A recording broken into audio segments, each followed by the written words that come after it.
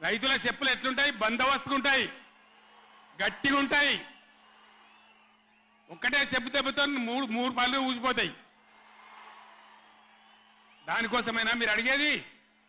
ఇది మర్యాదనా? ఇది గౌరవమా? ప్రజలను గౌరవించే పద్ధత? నీకు చేత కాకపోతే మాఫీ చేయండి, నేను ఎందుకు చేస్తా అని చెప్పాలి. వెళ్తలేదు అని చెప్పాలి, మాకు చేయలేదు అని చెప్పాలి. కానీ అడిగినోని చెప్తోని కొట్టాలి.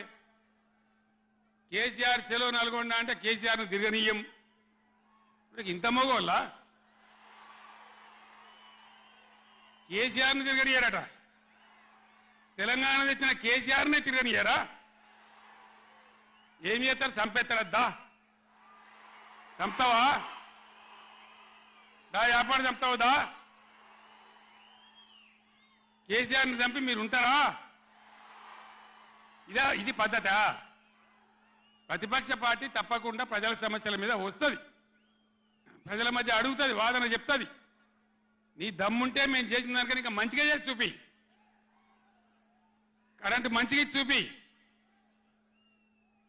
ఆగమాగం అడివడివి ఇష్టం వచ్చినట్టు ఏం చేయాలి? అలా పాలమూరు ఎత్తిపోతల పూర్తి చేయాలి, దాని గురించి మాట లేదు.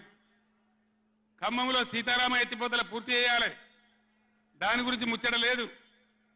ఇంకా గురుకులాలు ఎక్కువ పెట్టాలి పేద పిల్లల గురించి, ఆ ముచ్చట లేదు. కరెంటు మంచిగా ఇవ్వాలి, ఆ ముచ్చట లేదు. మంచినీళ్ళు రావాలి మంచిగా. రాష్ట్రంలో చాలా దిక్కువ తిప్పలైతా ఉన్నది, పట్టించుకునే నాతులు లేడు. ఇంత మాయలమే ఇవన్నీ మాయం చేసి బలాదురుగా తిరుగుతామనుకుంటున్నారా? తిరగని ఏం జాగ్రత్త అని చెప్తా ఉన్నా.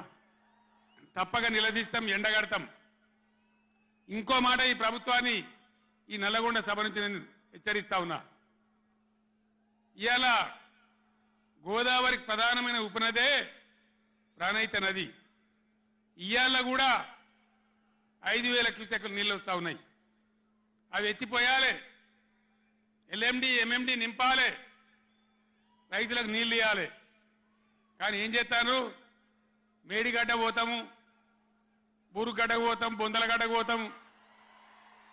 ఏ తోకమట్టున్నది మేడిగడ్డ అక్కడ. మీ బండారం బిడ్డ ఈ స్టేజ్ మీద కూర్చున్న నాయకులు మేము అవుతున్నాము.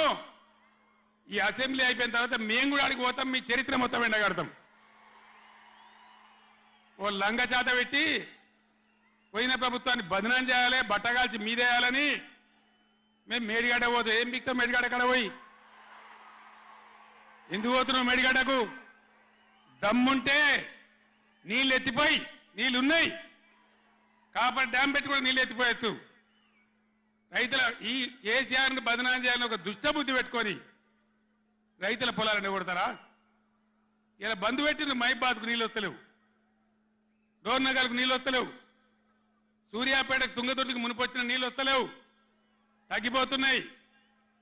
ఇదా మీ రాజకీయం? మీ చిల్లర రాజకీయం. మేడిగడ్డ కాడైనా ఉంటే అందులో 250 పిల్లలు ఉంటాయి, 250 300 ఉంటాయి. కాళేశ్వరం ప్రాజెక్ట్ అంటే ఒక ఆటబొమ్మ కాదు. 3 బ్యారేజీలు ఉంటాయి గోదావరి మీద, 200 కిలోమీటర్ల టన్నెల్స్ ఉంటాయి, 1500 కిలోమీటర్ల కాలువ ఉంటుంది, ఒక 19 సబ్స్టేషన్లు ఉంటాయి, ఒక 20 రిజర్వాయర్లు ఉంటాయి. ఇదంతా కాళేశ్వరం ప్రాజెక్ట్ కాదట. ఒక 2-3 పిల్లర్లు కుంగిపోయినాయి. ఎన్నిసార్లు కుంగిపోలే? నాగార్జున సార్లు కుంగిపోలేదా? కడెం ప్రాజెక్టు గేట్లు కొట్టుకపోలేదా? మొన్నటిదాకా మూసీ ప్రాజెక్టు గేట్లు చక్కగా ఉండేదా? కొట్టుకపోలేదా? ఏదైనా పోతే సదరాలు దాన్ని మంచిగా చేయాలి, తొందరగా మంచిగా చేసి రైతులకు నీళ్ళు ఇవ్వాలి. కానీ మేము మేడిగడ్డకు పోతాం, బొందలగడ్డకు పోతాం, ఇదా రాజకీయమా? ఇది తెలివా? తెలివి అనిపించుకుంటుందా? ఇవి కాదు కావాల్సింది, రాష్ట్రానికి ప్రజలకు కావాల్సింది. ఒక లోడొచ్చు, వాళ్ళు గెలవచ్చు, ఎవరికి శాశ్వతం కాదు. మళ్ళా డబల్ స్పీడ్తో మేము అధికారంలోకి వస్తాం.